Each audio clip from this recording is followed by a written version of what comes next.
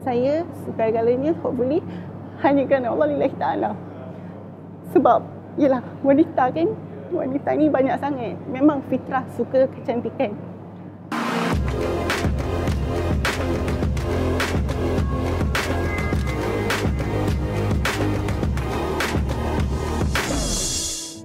Allahumma salli ala Sayyidina Muhammad wa ala ali Sayyidina Muhammad. Assalamualaikum semua, saya Diana Amir. Kita kena sedar yang untuk istiqomah ni memang bukan satu perkara yang mudah, dan perjuangan ini setiap saat sebenarnya dalam kita nak membuat apa-apa sahaja keputusan, kita akan melalui pelbagai, sebab kita tahu yang syaitan itu sebenarnya memerangi umat Islam ini ataupun umat Nabi Muhammad SAW sampailah ke hari kiamat. Jadi itu ialah benda yang memang satu mujahadah lah bagi setiap orang yang bernama Muslim. Kita kalau nak berhijrah, pertama sekali kita mesti niatkan hanya kerana Allah. Innamal a'malu binniyat, kan? Sedangkan apa saja perkara yang kita buat, bismillah, dengan nama Allah.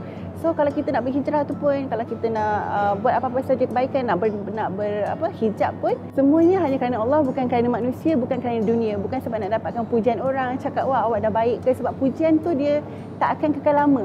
Allahumma salli ala Sayyidina Muhammad. Saya sebenarnya sedikit segan nak kongsi tahu tentang topik berniqab ni, sebab rasa tak layak untuk berkongsi, tapi tak apalah, sedikitlah mungkin daripada saya punya point of view. Masa saya nak berniqab tu sebenarnya dia datang secara tiba-tiba. Agaknya masa tu memang dah ada perasaan suka, sebab bila kita berniqab ni sebenarnya bukan untuk orang lain, untuk diri sendiri.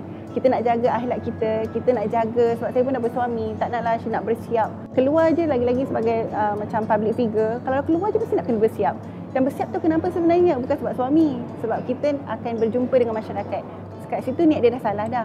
Jadi saya nak memperbetulkan niat saya. Saya kalau boleh nak mengurangkanlah apa perkara-perkara yang tak elok yang saya masih lagi buat. Contohnya bersiap bukan hanya untuk suami. So saya masa tu memang dah saya sajalah pakai niqab masa tu. Dan masa tu nak pergi ke satu majlis.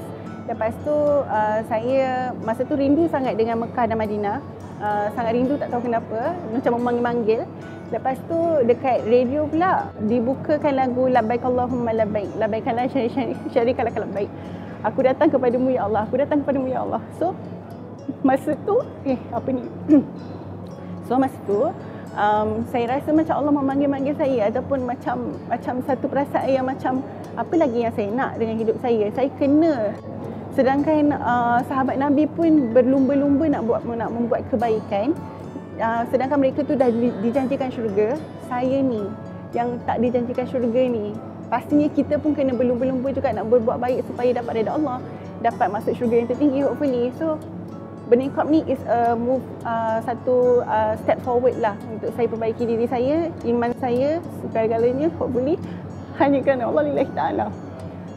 Sebab yelah wanita kan, wanita ni banyak sangat. Memang fitrah suka kecantikan. Benda tu fitrah, tak ada masalah. Rumah nak cantik, perempuan yang buat. Tapi diri sendiri pun nak cantik, perempuan yang fitrah, satu fitrah. Kita Islam tak menidakkan perkara tersebut, tapi ada cara dia.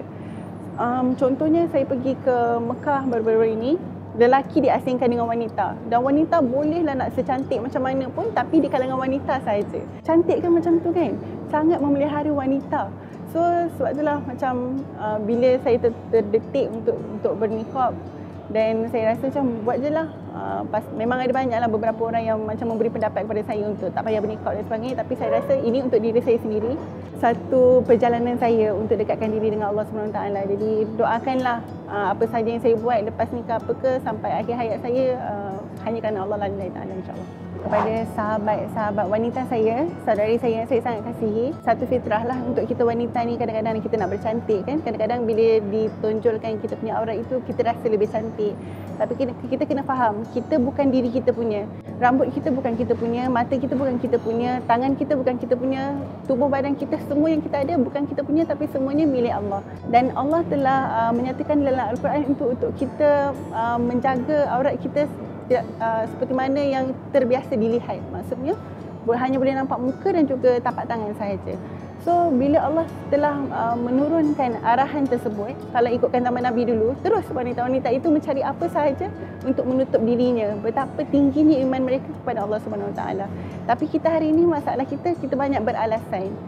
Sebenarnya tak ada orang lain yang suruh beralasan, diri kita dan nafsu kita dan juga syaitan.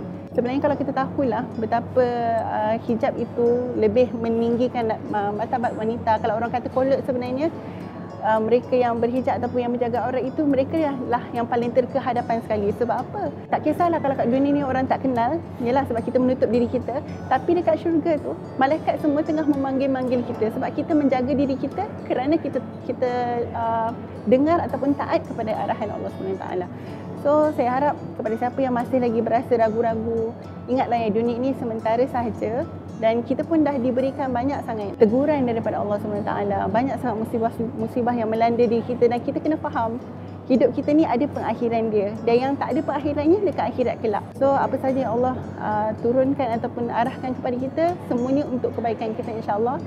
Carilah hikmah. InsyaAllah kalau kita kenal Allah, kenal Rasulullah, dalami ilmu, kita akan rasa jatuh cinta sangat dengan Islam, akan jatuh cinta sangat dengan apa sahaja arahan Allah kepada kita semua lah, insyaAllah.